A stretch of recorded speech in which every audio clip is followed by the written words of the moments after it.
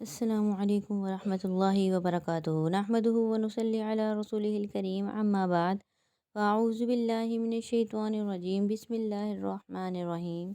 رب اشرح لی صدری ویسر لی امری واحلل عقدۃ من لسانی یفقہوا قولی ربی زدنی علما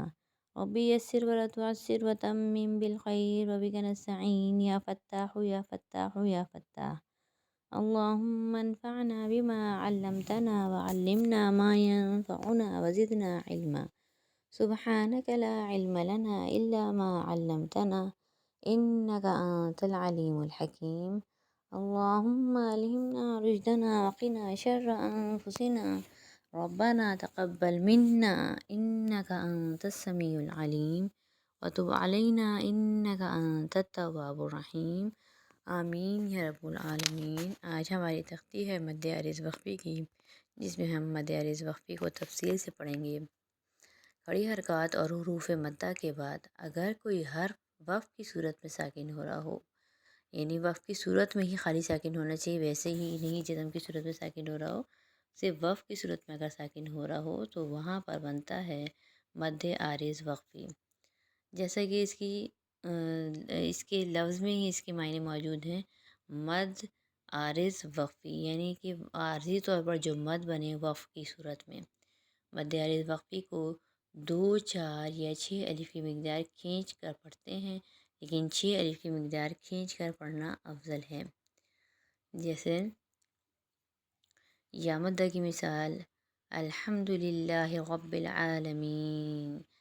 میم کے نیچے زیر ہے اور اس کے بعد یا ساکن ہے، یہاں پر بن رہا ہے یا مدہ یا ساکن اور اس سے پہلے زیر۔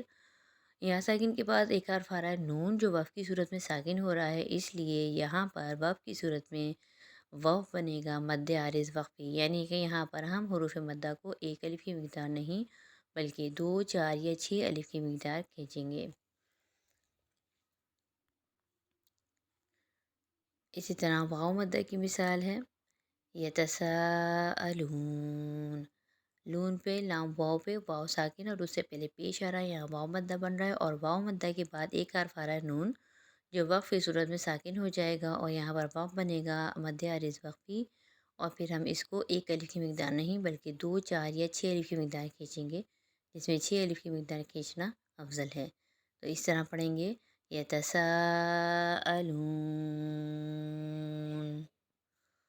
اسی طرح اگلی مثال ہے یا اولی الالباب، یہاں پر با الف الف مدہ بن رہا ہے کیونکہ الف خالی اس سے پہلے زبر ہے، اور الف مدہ کے بعد با اگلا حرف ہے جو وقف کی صورت میں ساکن ہو جائے گا، اور یہاں پر بنے گا مد عارض وقفی۔ مد عارض وقفی بننے کی صورت میں ہم اس کو 1 الف کی مقدار نہیں بلکہ 2، 4 یا 6 الف کی مقدار کھینچیں گے۔ تو پھر اس طرح پڑھیں گے یا اولی الالباب۔ آپ نے اکثر قاری حضرات کی قرأت سنی ہوگی جس میں وقف کے بعد وہ کافی لمبا کھینچ لیتے ہیں، تو وہ اسی صورت میں کھینچتے ہیں کہ یہاں مد عارض وقفی بن رہا ہوتا ہے۔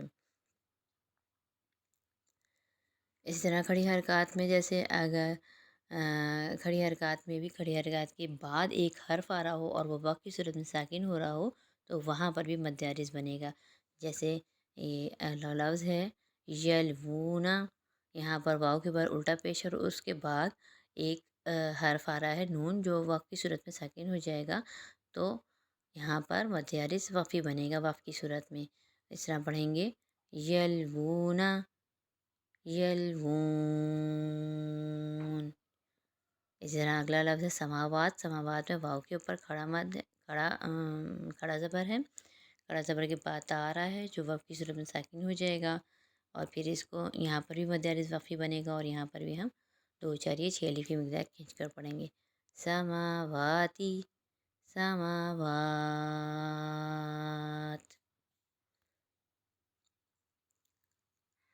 اب بعض دفعہ یہ اشکال ہو جاتا ہے کہ کہاں پر مد عارض بن رہا ہے کہاں پر نہیں بن رہا۔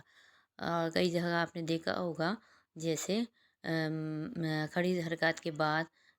خاص کر کے کھڑے زبر کے بعد یا اور واو بغیر حرکت کے آ رہے ہوتے ہیں، جو ہم نے کھڑی حرکت کی تختی میں پڑھا تھا۔ واو اور یا بغیر حرکت کے اگر آ رہے ہوں تو وہ نہ جوڑ میں اس کا نام لیں گے، نہ وصل میں ہم اس کا نام لیں گے۔ جب ہم اس کا نام نہیں لیں گے جوڑ اور وصل میں تو وہ وقف کی صورت میں وہاں پر وقف بھی مد عارض وقفی نہیں بنے گا، اور وہاں پر صرف ہم ایک الف کی مقدار ہی کھینچیں گے وقف کی صورت میں۔ اب یہاں پر دیکھیں اخرا، اخرا میں را کے اوپر کھڑا زبر ہے، لیکن اس کے بعد جو یا آ رہا ہے یہ بے حرکت ہے، اس کے اوپر کوئی حرکت نہیں، ٹھیک ہے، یہ پہلے سے ہی ساکن ہے۔ تو اس لیے یہاں پر ہم مد عارض وقفی نہیں بنائیں گے، یہاں پر سمپل کھڑی زبر کی حرکت وقف ہو رہی ہے تو یہاں پر ایک الف کی مقدار کھینچیں گے، اخرا، اخرا۔ اسی طرح بیدی میں